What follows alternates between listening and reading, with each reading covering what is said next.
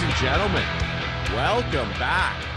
It is Instigating with Clarkey and Drury. I am Ryan Drury. That's Chris Clark. And I mean, we say welcome back because some of you might recognize this from our days on MWO Sports and a number of different shows that we've been on over the years. But this is the new beginning. And Clarkey, it's exciting. I'm glad to be doing this with you, man. We're going to get into some arguments. We're going to have some arguments, man. I think so. I think so too, because you have a warped sense of what you like and dislike. So we'll get into all that. Yeah, I think you do. Oh, yeah, okay. I don't understand. There's the preface of the show right there in a nutshell. Right there. That I have a warped sense of being. No, that I'm going to call you out on it. Oh, okay. Great. Okay. I can't wait to battle down your opinion on that. There's a lot to talk about in the sports world. Let's just get right on top of it. Some general NHL news. I mean, the season is underway as we record this. We're 2 days in. And I got to say, Clarkey, first of all, there's a lot to touch on. We're going to talk about your Leafs. We're going to talk about the man over my right shoulder, Mr. Alex Ovechkin. There's lots to talk about. But it's great that hockey's back. What the hell is wrong with this league? Why, on opening night, is Connor McDavid not playing? Austin Matthews, like any major notable star. And that's no disrespect to the Tampa Bay Lightning. And of course they have stars and everything, but the Tampa Bay Lightning. They did win the Stanley Cup. They did win the Stanley Cup, and that makes sense. I'm not complaining about Tampa Pitt, but you open the season with 2 games. Right. So you've got a giant roster of teams. There's 32 of them now. I don't know if you knew that.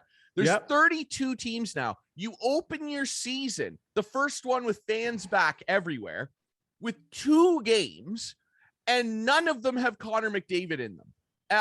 Like, the league just cannot get out of its own way. Why? Well, I think their thinking was, let's make sure the Stanley Cup champs are playing on opening night. That makes sense. That should always happen. So that is a game that, well, who's their rival? Florida would have been probably a pretty good game.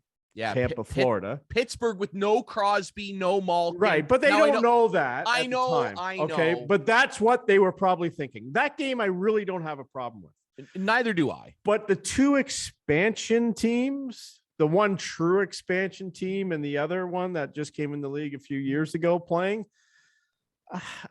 you know what? I just think money talks, and that Seattle Kraken franchise was going to play on opening night because they paid how much? How much did they pay? $650 million. And fine. It's just that when you make that the marquee game, because there's only 2, and that's one of them. What are you doing to boost your league here? Like, new fans tuning in are like, okay, so there's Ryan, they want, but I get what you're saying, but they want to introduce the Seattle Kraken to the entire country when there's no other games going on. That's their thinking. That's right? Dumb. It's dumb because, well, that's their thinking though. Well, their thinking's dumb because, and I'll tell you why, because great, you have a new team and that's fantastic. There's 81 more games, and have the team play.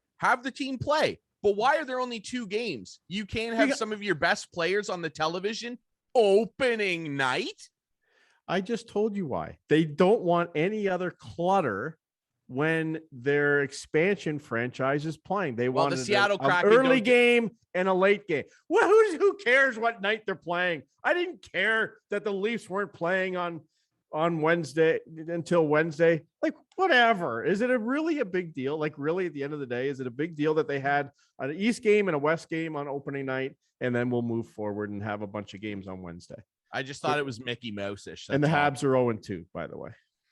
Yeah, well, I mean, we can move on from opening night because, if you want to start digging into that, I mean, your team's not much better. Well, they're Let's talk about that is better. And I said not much because 1 is not much. I was not impressed. Let's talk about the Maple Leafs. We're in the middle of Leaf country here. I am, of course, not part of the Army, as you can tell, but Clarkey is. He's diehard. He's got it imprinted on his skin, folks. And I got to tell you, I'm not even a fan of the team, I cheered for the team when I was a really little kid. Like everyone liked the Leafs, and I was like, whatever. But I'm not even a fan now, and I am annoyed by this group. They are so soft, and nothing seems to change. I'd like your opinion. They beat Montreal on opening night. They were a gong show in the first period. Absolutely horrific start after getting waxed by this same Montreal club. Different players now, sure. But they lose. They were up 3-1 in a series, and they come out completely flat after blowing that away to Montreal. They had to watch them go to the Stanley Cup final, and they come out like that. Now they win, and fine. But then they come out against an inarguably worse Ottawa Senators team and are down 3 Cobb. What the hell is wrong with this team, Clarkey? Well, first of all, if you watch the game against Ottawa, the Maple Leafs totally dominated the game. Did they score? Couldn't beat their goalie, and the other team gets a bounce off a leg, a bounce off an arm, and in the net. It's their like backup goalie. Puck luck, right? Oh, yeah. I don't want to hear about that anymore. What backup goalie are you talking about? The Leafs backup goalie? No, Ottawa. He was in there too. Yeah, because Matt Murray, I think, wasn't feeling well. He wasn't feeling well. There's a lot going on with Matt Murray. There's definitely something going on there. Listen, the Leafs didn't play well. There's no question about it. The giveaways were atrocious. I was like, even in the third period when the Leafs, they were like out shooting them 22-2, I think, at one point in the third. Yeah. And making mistakes. And like Jake Muzzin, the guy who's not known for making that many mistakes, gave the puck away 3 times within like 20 seconds. Ryan, they've come into the season not as good as they were last year. And you mean at least on paper. Yeah. At least okay. on paper. I agree. And the only way they're going to be better than they were last year is if the players they had last year get better. Do they have the chance to do that? Absolutely. You have Mitch Marner and you have Austin Matthews, who still should be getting better. And Willie Nylander has been their best player. Well, Jason Spezza might have been their best player last night, but Willie Nylander was their best player, I thought, against Montreal. And he's going into the dirty areas, and he's never done that before. But Mitch Marner still playing on the perimeter, still flipping the puck, fancy passes all the time. I am frustrated with this guy. He hasn't learned from all the mistakes that he made last year in the playoffs. And I'm not talking about giveaways. I'm talking about not going to the net, not getting in front of the net. This team still, when they have their superstars out on the power play, they're still not getting in front of the net. Tavares is there, but he's really not setting up screens. He's off to the side looking for a tip or a rebound. When they have the other unit out there, Nick Ritchie was standing in front of the goalie when Pierre Engvall comes out from the side and shoots it in. Like, that's how you generate goals in this league. It's not easy to score. Anyway, they're not. I'm not. I just hope they haven't. No, what I'm saying is I just hope they haven't peaked. I hope we haven't seen the best of this iteration of the team. That's what I'm saying. Dude, and if they've peaked, you are in trouble. I know I'm in trouble. No, I know, because next year, guess what? Morgan Riley probably won't be on the team because he will find a better ticket somewhere else. Like, those 4 guys, and to me, 2 in particular, and I know we've gone back and forth with Tavares and whose salary costs. I think the Mitch Marner salary is really the contract that has cost this team a lot. And it showed in the offseason losing Zach Hyman. I like Bunting. Bunting is a little prick, and he's causing a stir, and they need players like that. But Mitch Marner's got to get his acting gear. He's got to. But here's the thing with Marner is he always puts up numbers in the regular season. Yeah, but I don't want to see numbers in the regular season. I want to see him going to the dirty areas. And I know. And in the he's playoffs, never first in the corner. Ryan, there was a race for the puck yesterday. He's side by side with the guy skating towards the corner to get the puck, and he pulls back so the other guy can get there first, so he doesn't get hit. You can't play that game this way. That's really what the problem, I think, with a large majority of this group is that they have a mentality of, we're really good, we're really skilled, and everybody knows it, and we know it. And so we can just utilize that skill set that we're used to using all of the time and be successful. And in the playoffs, they've now learned for 5 straight seasons, or it's 6 straight now, isn't it? That doesn't work all the time. There are games in the playoffs where you're playing a certain team and some of that will work sometimes, generally on power plays, which, by the way, their power plays were awful last year. I still don't understand why, on that note, they do not set up Austin Matthews for one-timers from the far right circle. I do not understand it. Okay, let's see. Let's give them time on that, because if his wrist was sore last year, maybe that's why. So let's see when he comes back from his surgery, which why they waited until August to have it, I don't know. But anyway, he's supposed to play Monday, I guess, or whenever they play next week. Well, at least he got a surgery, unlike Jack Eichel, right? So that's a whole other bag of marbles. But listen, this team, I've said to you for a couple years now, and all of our friends that we've had on other shows that we've done and that we'll have on this show, Dark Guy, Steve Dangle, all these big league fans, I have said numerous times, this group reminds me a little bit of my old Washington Capitals from 10 years ago, when just playoffs, lose. They blew a 3-1 lead to the Montreal Canadiens. I'll never forget that. That was a joke. You know, they won the President's Trophy that year. That wasn't supposed to happen. They had to go through a lot to learn about what was right. And Barry Trotz finally got it figured out. There's Gilmore. Wait, let's just, I know you're in the middle of a rant, but let's introduce everyone to Gilmore, because you're going to see a lot of Gilmore. Whenever I do the show, she likes to just get up right loves beside to be me. Involved. Yeah. So and she will be. There is Gilmore. She's a lot tougher than the Leafs. Anyway, I'm just saying that I watched in horror numerous first round or second round exits where they went to 7 games, the Rangers, Pittsburgh. It sucked. And then they finally figured it out. But the difference I see now, though, is, and it was unfair when it was happening, and we'll talk about him in a bit here. Ovi got crapped on for all of that, singularly. It was all Ovi's fault, even though he was putting up points. And that's the difference. Washington star guys were putting numbers up, even though they were getting Marner and Matthews putting numbers up in the regular season. No, they don't. Who led the league in scoring last year? I'm talking in the about playoffs. the playoffs. Yes. They don't. No, they absolutely don't. They don't do. They don't. Nylander does, but that's it. Yeah, Nylander finally had 5 goals. Good for him. Like, he finally figured it out and actually ends up looking like their best player, making half the salary of all those other guys. Why? Why has he figured it out? He's playing a game that is a lot more conducive to his skill set, and he does the little things that make his line successful. He'll actually take a hit. He's back checking. Like, he's doing things. He's not the greatest at it, but his effort level is there consistently. And when he's in the offensive zone, he's dogged on the puck. Listen, I love the kid. I think he's fantastic. He's probably the best goal scorer in the league right now, Austin Matthews. He can be wicked lazy in the offensive zone. If a puck gets off his stick, he is not hot to trot to try and get it back. And I'm not saying that he's got to be like Ovi and throw his weight around and run over guys.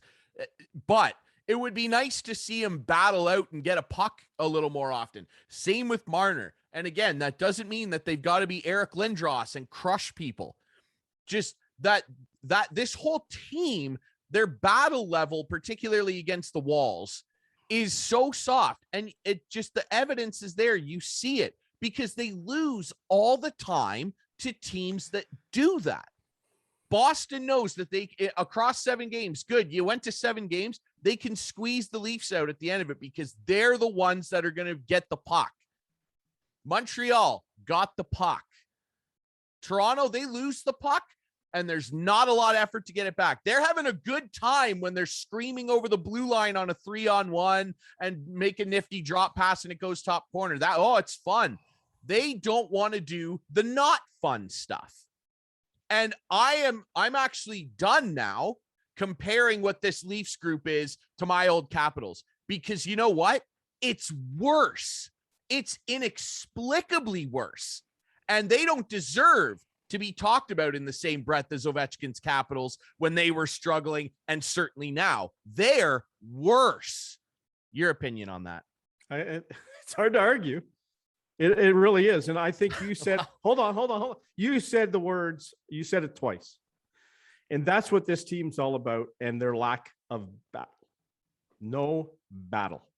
You've said it twice. I've said it twice. It's frustrating to watch, man, as a Leaf fan. And like last night, they're down 3-0, and I'm like, you know what? They're going to make a game of this. They're going to, because that's just what they do. And they did make a game of it, but they fell behind too much early, and they had too many giveaways and too much sloppy play early to allow them to get back and get a point or two out of the game. But no, you know what? As I said, I'm very concerned because I don't see a way out. I don't see how they can get better players in with those 4 guys taking up all that salary. And Dubas is going to die. He's going to die trying, because he's not going to change his mind. Yeah, we can and we will, right? Right. He said it, and he did. Yeah. And it's funny because Nylander was always the guy that people were slamming at the beginning. His $6 million contract looks okay right now. Looks pretty decent. Pretty decent. Yep. But when you have an 11 million guy not getting a goal in 18 playoff games or whatever it is, that's a problem. Yeah, that's a huge problem. It's a massive problem, and that's why I refuse to compare them to this guy anymore, because he scored. Ovi scored. For the people that aren't watching this, by the way, you can find us on YouTube and all the best podcast apps. We're brought to you by Coolbet. One thing that I am betting on as we move on from your Maple Leafs. Hold on, I got a question. No, go ahead. Do you have an Apple Watch? I don't have an Apple Watch. No, I can't figure out how to silence it. Like it's dinging. I would assume, because I should Google it. You're like the Leafs. You're having a hard time figuring something out. And what it is I think if you go in your settings, there's like a notifications thing you can turn off. And you know what? I want to say quickly too, just that thing you said about the Leafs against Ottawa. They made it a game. Yeah, that's the problem, is they convince themselves that they get in situations like this against teams like Ottawa, who they should be smoking 6-1, not losing 3-2. They convince themselves, oh, see, we're still so good that even if we fall behind 3-0, we can come back. But that's easy to say against Ottawa. No, I know. In October. That doesn't work against Boston, Washington, of course not. Montreal in May. Don't put Montreal and that's in there. The difference. Don't put Montreal in there. Oh, they lost to Montreal. They deserve to be in there. Yeah, okay. Let me ask you one question. Okay. Mr. Drury. If they called the cross-checking penalty in the playoffs last year. I don't want to do this. Like it doesn't matter. Now they'd have lost. No, Toronto would have lost. Montreal picked that one thing out and said, you know what? We can pound these guys and cross-check the shit out of them. It won't matter. You're doing that thing where you sound like me on Twitter when I'm angry. You're doing that thing. No. Okay. If I'm not bad, I'm sorry. You're doing that thing where you're going, oh, the Leafs lost because someone else did X. No, the Leafs would have lost if they called 4,000 cross-checking penalties, because guess what? Not a chance. They cross-checked Montreal too. They cross-checked Brendan Gallagher. Nowhere near as much. Well, of course it's nowhere near, because you lost the series. That's why. Yeah, because Montreal figured out in Game 5 that they can cross-check our stars and get away with it. And Dude, they just it doesn't matter. doing it and doing it and doing it and doing it and breaking the rules. Well, guess what? When my team actually did a thing and won a Stanley Cup, do you know who got cross-checked a lot? Nick Backstrom. He broke his hand. Kuznetsov. Ovi. And he just cross-check you back. Right. John Carlson got cross-checked. Everybody got cross-checked. Did you see they won the cup? Let's talk about officiating. Can we do that for a minute? Well, they're already off. Because I firmly believe that people complain about officiating are losers. So I guess maybe I'm putting myself in that category. Did you see the two penalties? Did you watch that Leaf game last night? Yeah, and I know exactly what you're going to bring up. What is that? When did lifting a stick become a penalty? That was so bad. And you know what, Clarkey? I'm really glad you brought up officials, because you know this, and people that follow me on Twitter for years, mostly born out of frustration that my Caps couldn't win, would tweet about the refs and how bad they were. And you know what? A majority of the time, they're pretty okay. But I expect a higher level of excellence from NHL officials.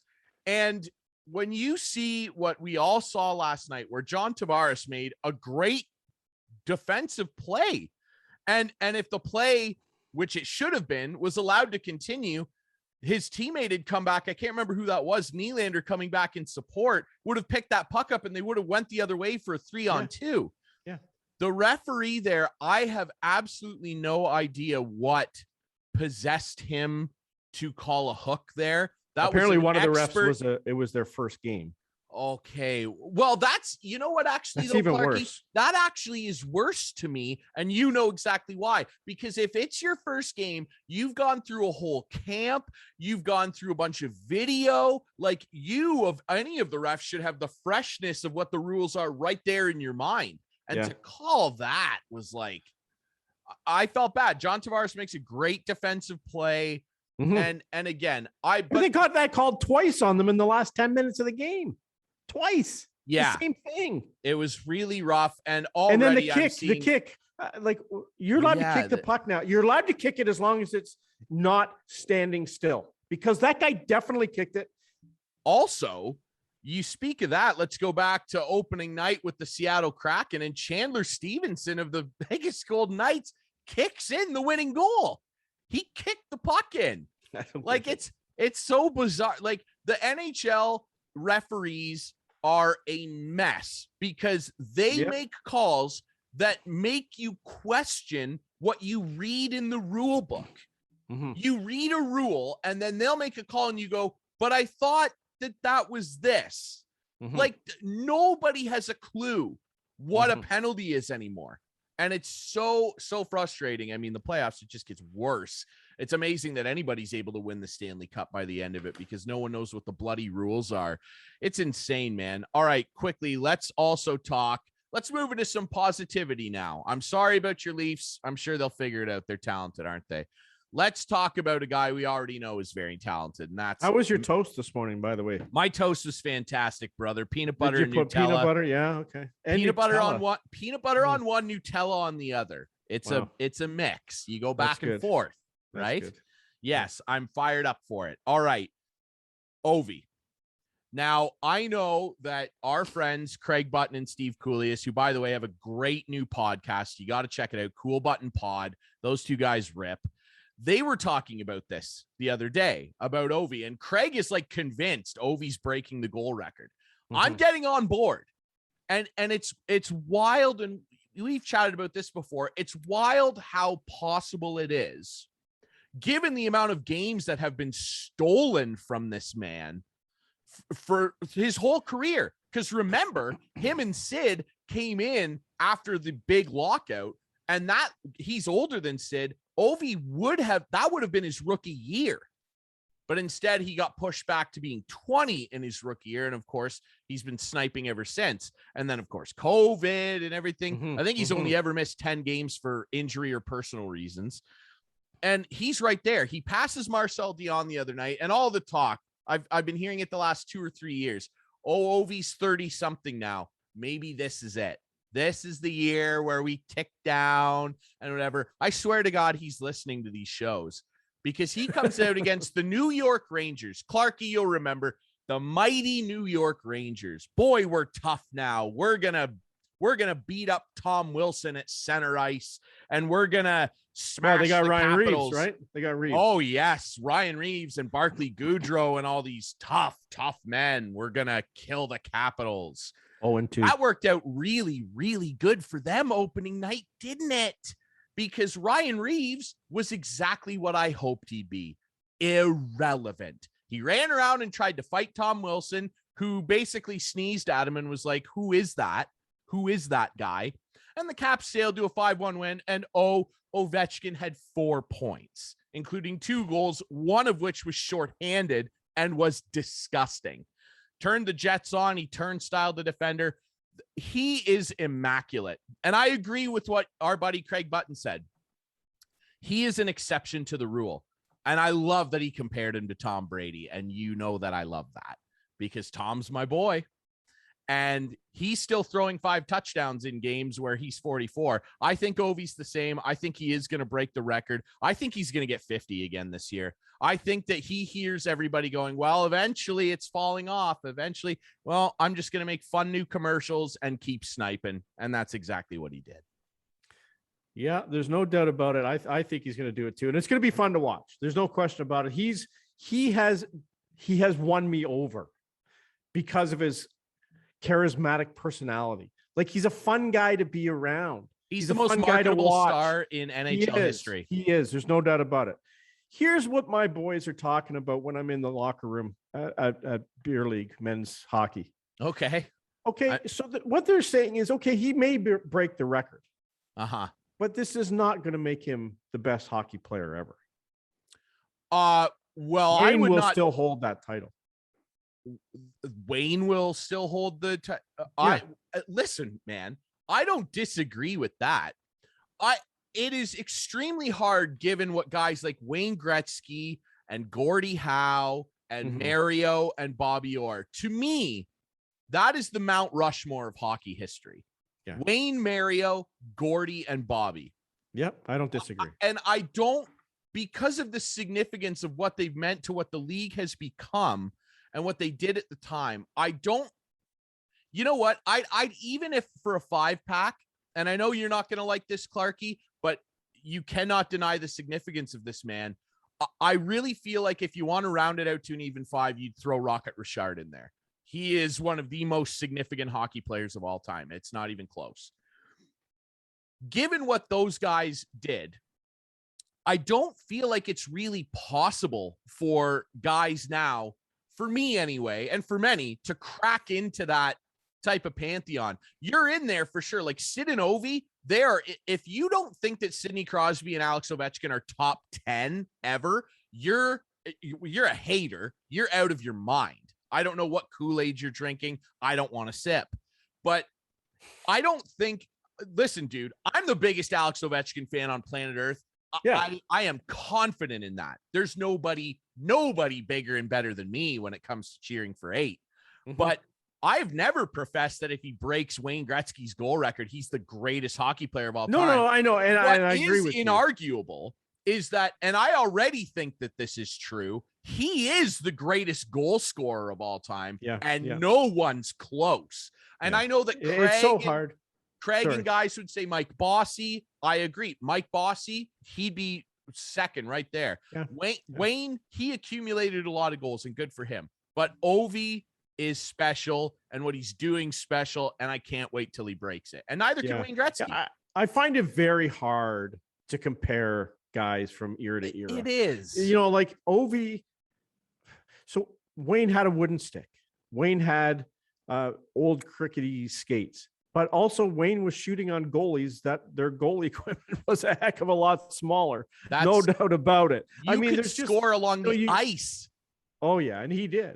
You could score along the ice. Ovi's not scoring along the ice. No. So it is hard to compare. Like put Gretzky in the same realm that Ovechkin's in now with the equipment and everything else. I'd love to see it. But I mean, it's just a fantasy. It would be amazing to see, right? And all we can do is like, simulate it on NHL and see, what it looks like. And it's not a good representation, right? You're right. It's so hard in any sport so hard to jump back and go, oh, what Ohtani is doing is better than Ruth or something, right? Or Brady's way better than Montana. It's hard. Things were different. But there's arguments to be made for both sides. And I certainly understand the people that say Mike Bossy's the greatest because he had probably 8 or 9 years robbed from him because of his back. And I mean, you score 59 straight times, but then I would say Ovi scored 50 a lot and he's done it against the hardest goaltenders of all time. And the numbers, not me, the numbers bear that out. But did he do it in 39 games? He did not do it in 39 Which games. is an incredible stat. He would have. It's an insane stat. That will never be broken. That's a record. That's one of those records where it's just that's sorry. Like that's never going to happen. If McDavid isn't going to do it, no one's going to do it, right? Like that record's never going to happen. But Ovi, I'm confident he's going to break the goal scoring record. It's also incredible, and I'll just throw this out there because you said a record that never be broken. That Darryl Sittler 10-point game. Like, it's just amazing to me no one has broken that record. It's because we've seen guys come close the last couple years. No one's gotten even 9. 8 is the closest. 8. Yeah. We've seen 8 a couple times. McDavid did 8, I think, once. And I think Draisaitl had 7 in a game last year. But yeah, that record, as insane as it is as well, is more breakable than the 50 and 39. But I still don't think it 10 points in a game, man. Like that is everything's got to align. I think Daryl's got a decent grip on that one. Well, he's had it since what, 1976? 76 or 7 that he did that. Unbelievable against Boston. Yeah. It's a safe one. All right, let's talk a little bit about some new NHL partners. Obviously, the big hubbub about being back on ESPN, and of course, TNT's got broadcasting rights as well. Gretzky sitting on that panel. I know you wanted to talk about the new telecast production a little bit. You know, there's some differences. I don't like the drone, Clarkey. Well, whatever that is, it doesn't even work. I don't think it's a drone. I think it's a cable. I think it's a camera on a cable. And if anyone didn't see the game, it's way up top, and it's going along as the play is. The camera's moving. To me, it's like, okay, I'm going to put you up on the catwalk, and as the play is going, you're going to run back and forth and try to follow the game. Like, I understand we want to innovate. Chris is mad, right? We want to innovate. Yeah. We want to do something different. It's hard to do something different because a lot of things have been tried before, and it always seems to go back to glow puck. You know what? Like, where would you, if you had a choice of where you'd want to sit at a hockey game, and I'm talking about seeing the whole ice, to me, it's center ice, 20 rows up. I was going to say literally the exact same thing to the letter. Yeah. So that is why there's a camera bay there. And that is why the teams lose revenue, because they can't put people in those seats because the television networks want it. Because it has been proven for the last 40 whatever years or longer that is the best place. That is the best place. But some genius keeps coming along thinking we're going to make it better. We're going to honestly, Ryan, when I was watching that Pittsburgh, I think it was the Pittsburgh Tampa game on ESPN, I was honestly feeling a little nauseous. I was like, I can't watch this. This camera moving around way up top, you couldn't even see the puck. Like, if you're going to use that, bring back the glowing puck. Like, can someone just tell them that I just want to watch the game? I don't even like the behind. Like, I know TSN a few years back fell in love with that. Oh, if they're on the power play, we're going to show you that behind the net angle so you can see everything. Well, guess what? You can't see everything. You cannot see the whole, like, right across the goal line. You can't see it. Yeah. And you miss stuff. And maybe people are going to say, oh, you're just an old guy who just doesn't want change. I love change. But there's ways to do it that don't kind of, I don't want to say the word tarnish, but, muddy up what is already great. Like, because I agree with everything you're saying, Clarkey, like the cable cam and everything that works great in the NFL and even for soccer where you've got this big wide pitch. Sure. Go Canada. And there's, absolutely go Canada. Alphonso Davies. Are you kidding me? And you've got like a scope of breadth to the field where that kind of camera angle works. Also, particularly with football, and you know this, there's a staticness to the game where before anything happens, everybody in the play is standing still.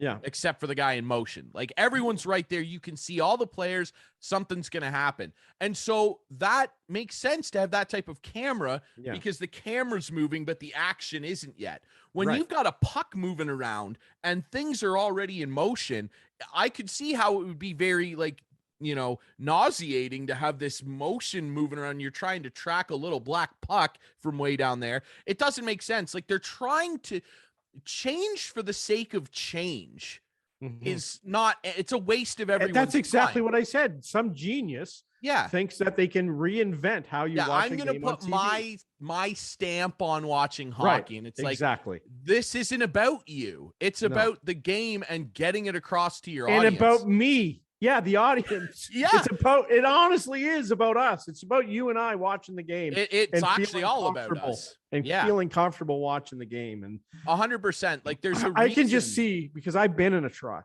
I haven't produced a game. Well, I produced one game, but I have been in the truck when Mark Askin, who's a tremendous producer, he produced Leaf games for years. And it just always goes back to, you know what, this camera here, this one here that we've always said is the best one. It is the best one. So let's just leave it. Just leave it. Maybe use your other cameras when the whistle goes. And like, I love the NFL when they get right up in someone's face, the guy runs on the field with the camera. NFL is different because the playing field is so much bigger. 100%. But in hockey, you can like zoom right into the guys. Like, maybe if there's a scrum in front of the net, as soon as the whistle blows, a guy skates onto the ice with a camera and gets right into people's face. I don't know. Try something like that. I don't care what you do once the whistle blows. But when they're playing, can you just please let me watch the game? Yeah, there are like 3 acceptable angles when puck is in play. It's the wide ice view, the close up down at the boards view when they're right up against the glass. Yeah.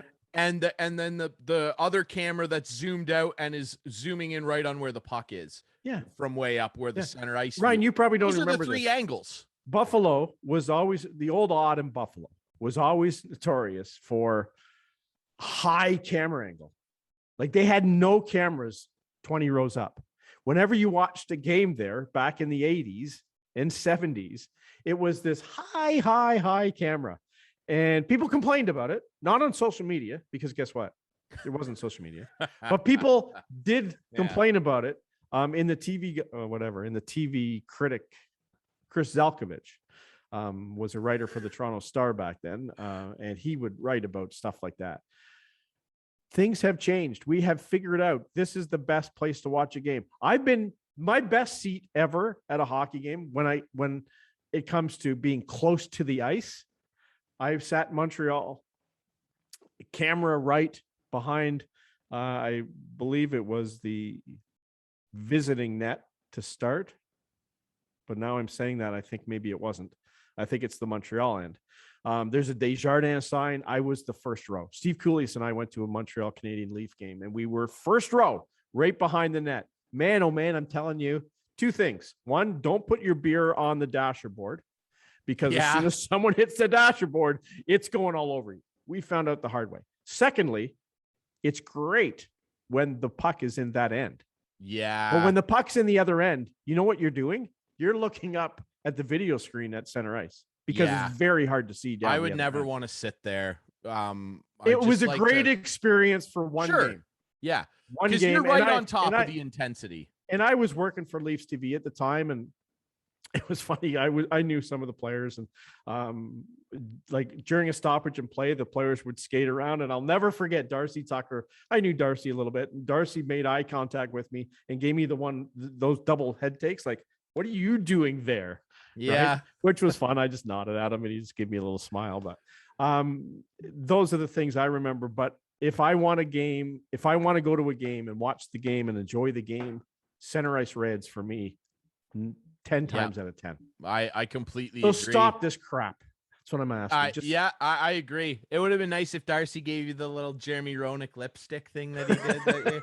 Darcy Tucker, by the way, is my favorite Toronto Maple Leaf of all time. Like he was just, I don't know if it's just because my mom was in love with him, but Darcy Tucker the Leafs could use him now. He was a battler.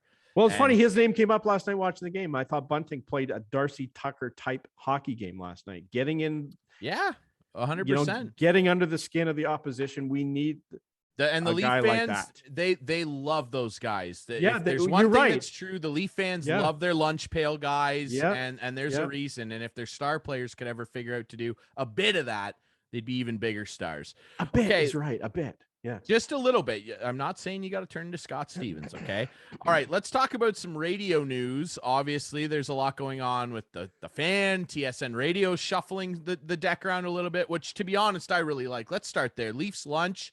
Andy Petrillo left a little while ago. We're still not quite sure. I know she's very heavily involved with CBC Sports. Yeah. And that's great. And we miss Andy, but this is better for a Leaf fan for you to talk about, because Julia Teixeira and Al's brother from Overdrive, Mike DiStefano, are the new hosts of Leaf Lunch. And Clarkey, me personally, I love it. I think these two are great. I've been watching and listening to them for years. I think it's pretty cool, and I think they're going to do a good job. They have been doing a good job. Well, it's definitely going after the younger demo, right? And that's what, of course, that's what it's all about right now. I guess at the end of the day, I wasn't cut out to ever be a program director at an all sports radio station. That's not true, but I never got the job. So there's time. No, it's done now, man. It's over. But those guys are good. Coming from a guy that cheers for the Maple Leafs and has been putting up with disappointment for 55 years. Yeah, it's over, but I'll come back to watch the Leafs. Well, here's the deal. If you're a program director at a radio station right now, you're not programming the radio station. All you're doing is making cuts, and you're not getting the best talent available. And that's what it used to be all about, Ryan. It used to be, oh man, this guy's available. He's so good. Let's go get him. Yeah. Now it's okay. So how can I save money? These guys on the morning show with the fan, one guy was okay. The other guy wasn't good.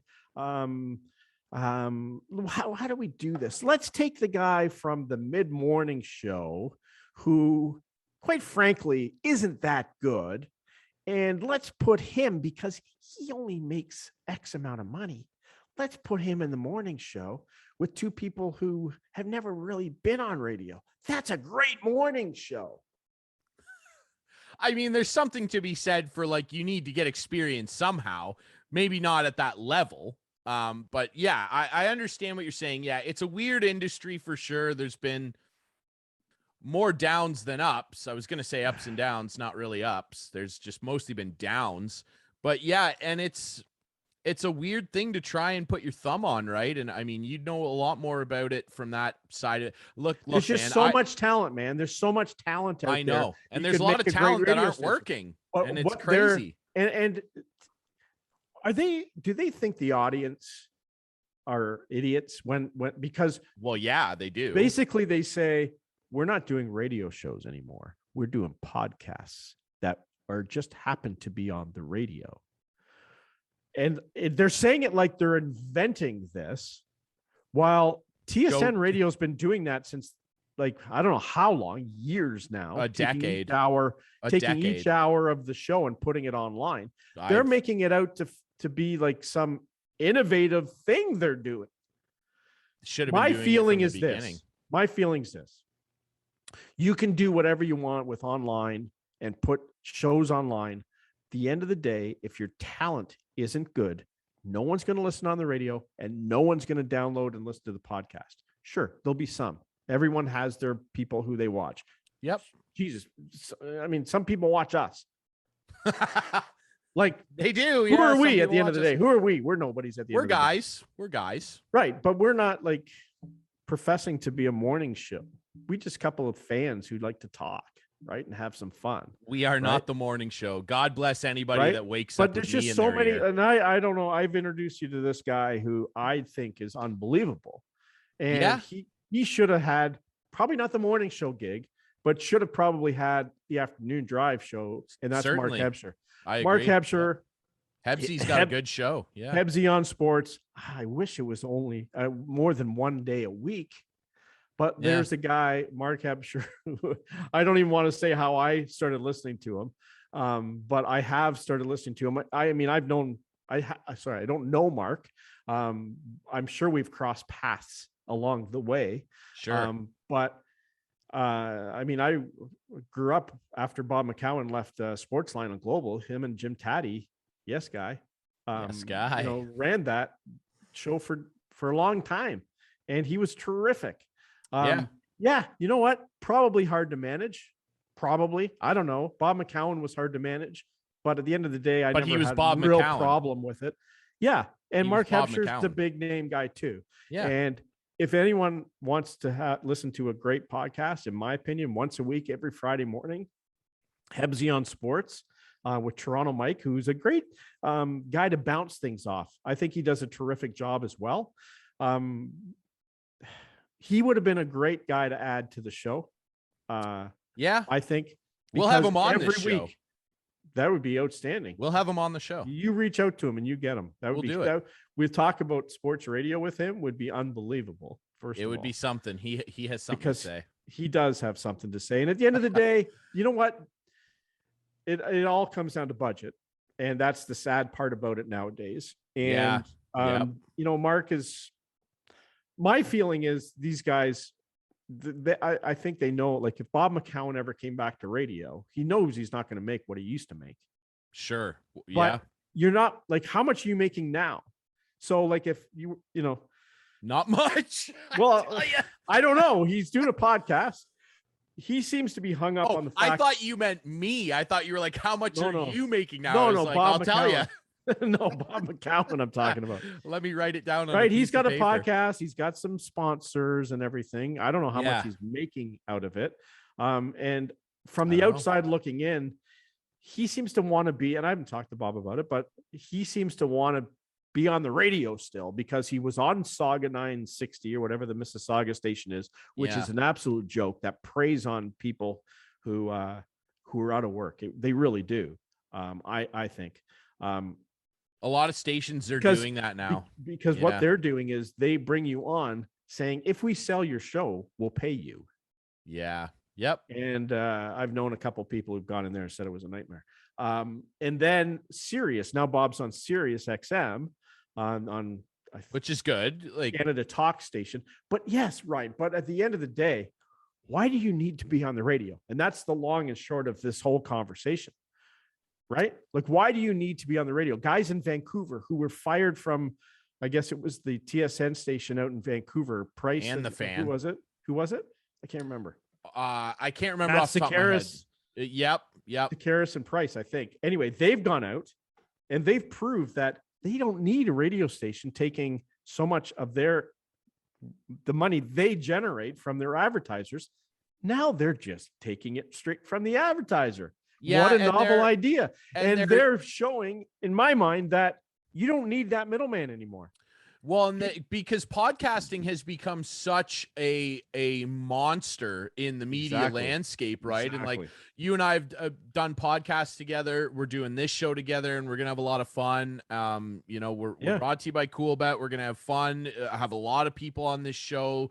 People we've brought up in this first episode. It's going to be great. And there's a freedom to it, right? And I really think, like, to my knowledge anyway, I know podcasts have been around since like the early 2000s, mid 2000s, but it wasn't a thing until Joe Rogan blew up doing it.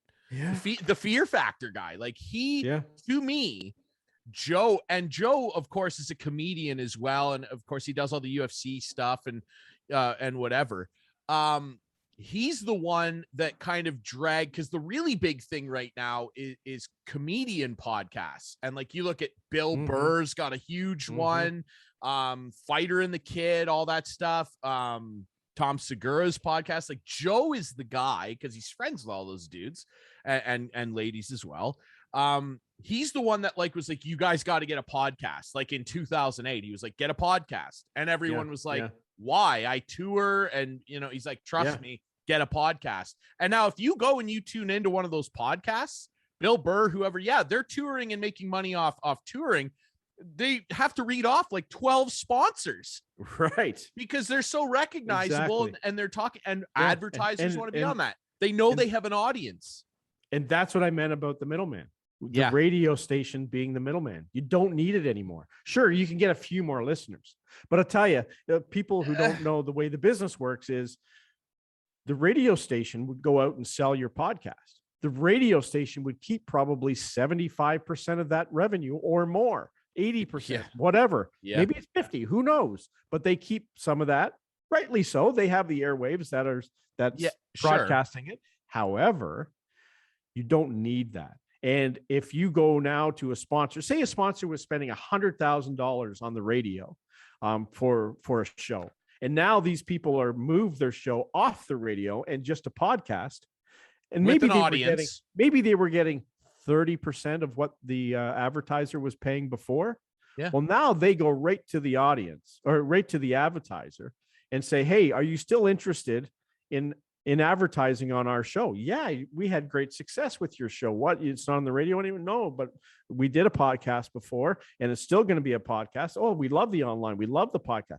Okay, pay us directly. Oh, well, how much do you want? Do you want the same? No, just give us 40% of what you paid the radio station. Oh, 40%? That's all? Yeah, that's all. Okay, no problem. Well, guess what? The guys doing the show just made more money. Because 100%. Right? 100% they made more money. And that's the thing that I tell people. I've talked numerous times to different college students in the media world, and that's great. And I feel lucky that, I've had teachers that want me to do that, and that's cool. Mm-hmm. That's what I'm telling people, man, is you have got to, no matter what you end up doing in this business, you have got to find a way to create your own content. Mm-hmm. It's whether you're doing what we're doing and you're right behind the mic, or you're helping produce something and talking with advertisers, like whatever it is. If you can get involved with some original content that you and a group of people are in charge of, like that's kind of where the little magic key is right now. Because like we said, the industry's a little weird, and you can do whatever you want on a podcast. You can, you know what? To a degree. No, I'm just saying, radio stations sometimes will restrict what you do, right? Because they're like, you can't do that. So here's for instance, right? There's my mask, my goalie mask. If you are watching on YouTube, that's my goalie mask. I think I've showed people before. Is that Palmatier on it? That's Mike Palmatier. So I designed this mask with a designer. Nice. I wanted the 3 goalies that I grew up watching somehow represented on my mask. So that one there is Doug Favell. He was one of the first. He was one of the first guys who painted a mask, and that's really turned me on to this guy. I think he might have been first. He's playing in Philly, I think, and then he came to the Leafs. Over here is Wayne Thomas. Wow. Played for the Leafs, played for the Rangers. And then up top here is Palmy, my number one goalie. I know growing he up. is your guy. I think I've told this story on our other podcast, but I played against Palmatier.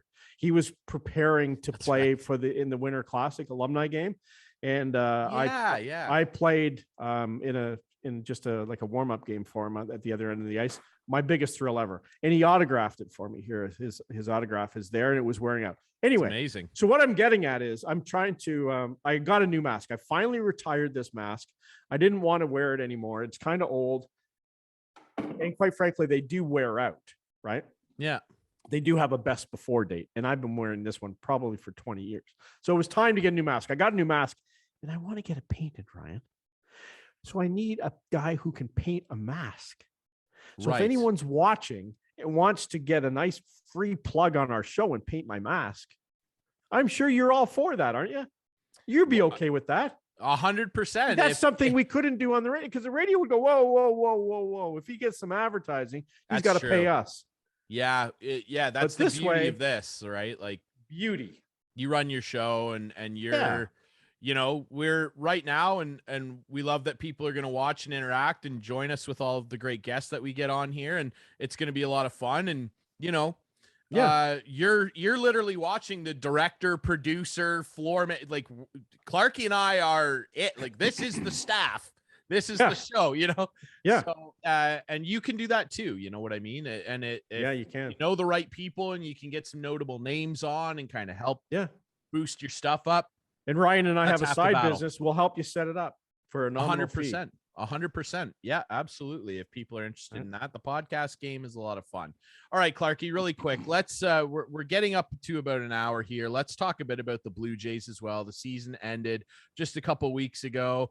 Baseball playoffs are raging on. What do you want? Do you want to break the Jays down first and then talk about the umpiring a little bit? Because we all know. Yeah, sure. Yeah. Okay. We can do that. You know what?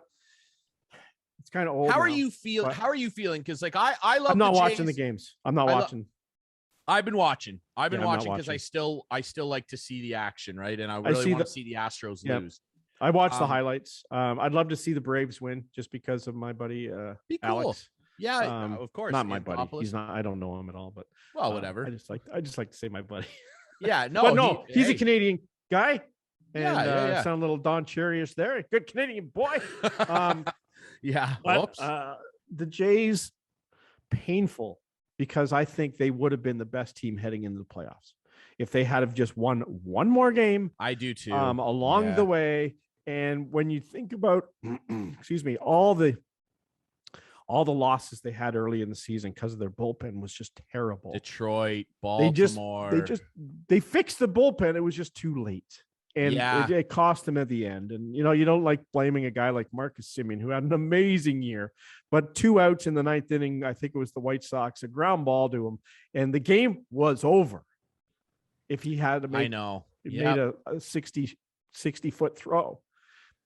Yeah, it's couldn't do it. Say now, right? Because you could point at so many things. That one, losing 2 games to Detroit, a couple of those Baltimore losses late down the run, a game for sure, a game against the Yankees that they should have won, where they chased Garrett Cole. It's easy now to look back. Overall, though, you know what? I'm feeling good about the potential for this team because all their best players are still very young and under team control for a long time. Yeah. And they have a great future if they can, Robbie Ray, if they could ever re-sign him, gotta re-sign him. I think just from what I've heard that Semien is gone, which is too bad, but I just think he's gone. But Robbie Ray is the guy. I think he certainly left the door open the other day. Yeah, of course. He's not going to shut the door. I know. I think he's gone too. There's always been the talk that his family's still back on the West Coast. Of course, he's a Bay Area guy. Should have never not been an Oakland Athletic because I love the A's. Yeah. His family's still all back there. He would prefer to be on the West Coast. Hey, you know what? It'd be amazing if he came back and they could bring his whole team back. I think, you know what? I've slammed the Shapiro-Atkins duo a lot. I think they deserve a lot of credit right now. They fixed a lot of things. I would say, they have made a very exciting team to watch. It is, they're never out of a game. And I honestly think again, they would have been the best team heading into the playoffs if they had won one more. Semien echoed that, didn't he? Right. He said, we thought we had a chance to go all the way. Here's the thing with those two guys, right? Shapiro and Atkins, of course, they worked together for a long time in Cleveland and had some competitive teams in Cleveland, right? Like they did. They went to a World Series, and of course the Cubs ended their 108 years of heartbreak against those two guys' Cleveland team. Here's the thing though, right, is they come in and they had this ultra conservative approach. I think that they botched getting rid of some of the bigger guys that they could have turned into more manageable assets, especially the Josh Donaldson saga and all that stuff. But those two guys were working in a completely different environment in Cleveland, right? Like budget, definitely a budget team, small market in terms of baseball. And so they had to kind of adjust. And so then they come to Rogers, who owns the Jays. And of course, Bell owns a stake in the team as well, I believe. And no, they don't.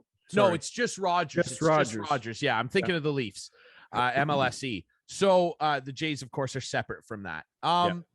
They come in with a much bigger budget and kind of had to adjust a little bit their thinking. And now they've managed to put together a pretty competitive team.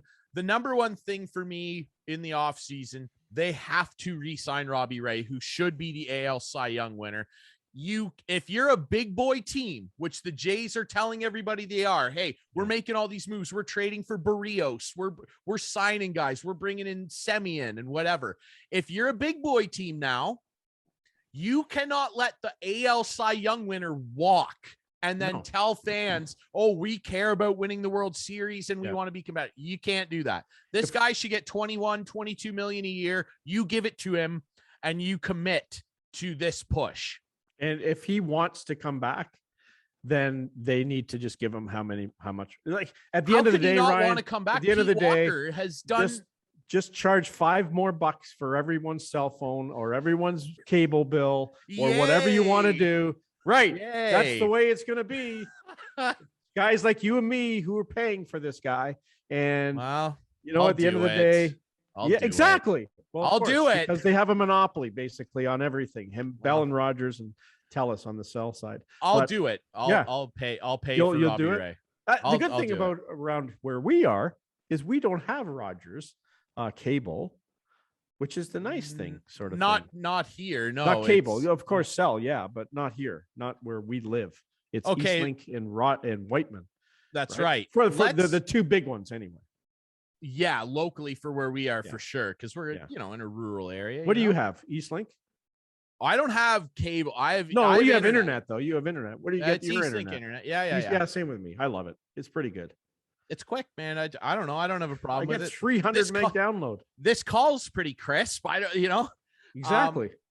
Also, really quick, Clarkey, we have talked on our old show and we appreciate people, watching this show. We're brought to you by Coolbet. This is Instigating with Clarkey and Drury. Final thoughts here. Umpiring, like the graphics, by the way. Do you like the graphics? I love the graphics, dude. The graphics are really sharp. Double_.ca. Double_ is the name of the company who built those for us. Double_. Yeah. Look them up. Somebody very important did these graphics for us, and we really appreciate her. Okay, so umpiring. You have dragged me in as a still fairly newer baseball fan. I've been invested in for like 2 years now. I'm really into baseball now. You have dragged me in. We didn't argue much today, and we're not going to argue here, to the robot umpire thing. I think it's coming. It's got to come sooner than later. Last night, Dodgers, Giants. First time these two historic teams have ever met in the playoffs. It's game 5 of the NLDS, and it ends with the Dodgers winning 2-1. There's 2 outs, a man on second, I believe, the winning run at the plate, and the game ends on a check swing called a strike. That just absolutely was not a strike. And what a heroic move by the first base umpire. And then you look back, I don't know, you guys, you got to follow Codify and Pitching Ninja on Twitter. They've got clips of like umpires messing up and of course, great pitches. My God, like the Angel Hernandezes of the world have got to go. They got to get some new blood in there. The umpires are in baseball are the most up their own, what officials in sports. And I'm fed up with it. To have that series end like that made me sick, Clarkey. I don't know what you thought of it, but it was ridiculous. It was again another umpire just trying to be the center of attention. And they love it. We're gonna get Jim Cressman on this show. Jim is our buddy from London, who's an umpire, and he hates an umpire for a long time. He hates when I mention robot umpires. Now, a robot wouldn't have been able to make that call last night because it was a check swing. So that's fine. But Ryan, they have the technology. And I know you don't want to go to video replay for every little thing, but a strike 3 call like that, one look. I bet you the fans in San Fran would take a review. One look, 5 seconds of looking at that video. Someone would say, didn't swing, play on. And, it's almost like the foot in the crease rule. Like the Dodgers are celebrating. You can't change it now. It's not reviewable anyway, but I'm saying it should be. It should be. And, like Jim Cressman always is very fast to post on the internet, on his Facebook page, when a robot makes a mistake. And he's done that now twice in the last 8 months. I'll take 2 mistakes from a robot in 8 months, because I tell you what, the balls and strike calls from an umpire are so pivotal to the game of baseball. They are the game. They need to be right. And they have the technology. Still have a guy back there. If a ball bounces on the ground and goes through, a guy can overrule, but it has to be like obvious that there was a mistake. You can't say, oh, this ball I think was a strike, even though the robot said it was ball. You can't do that. No, right? it's sickening, man. The technology's really there. They do it in tennis with the lines. Yeah. And ever since they did that, it's been great.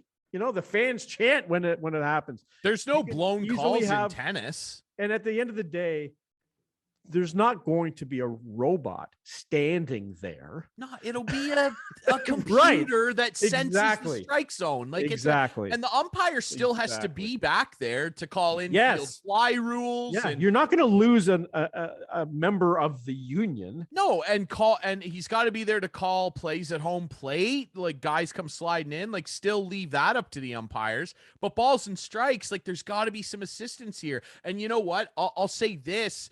On team Cressman, if you will, I'll support his guys. They whether they want to admit it or not, they need it, because if you look at how pitches are moving these days, like I pity anybody who has to try and call Blake Treinen's sinker a strike or a ball. Are you kidding me with the way that guys are moving these pitches?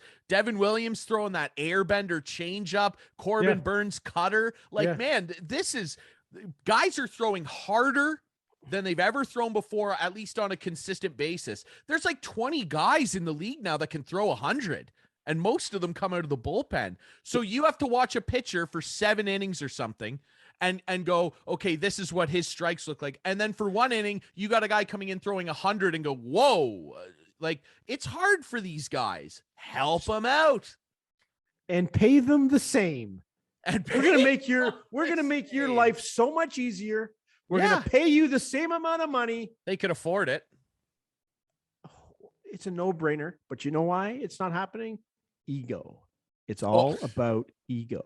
Yeah, absolutely. Right? And another guy we're going to have, it's funny we're talking about that. You probably heard my watch because it's still dinging. I just got a text from a guy who's going to be a friend of this show. No doubt about it.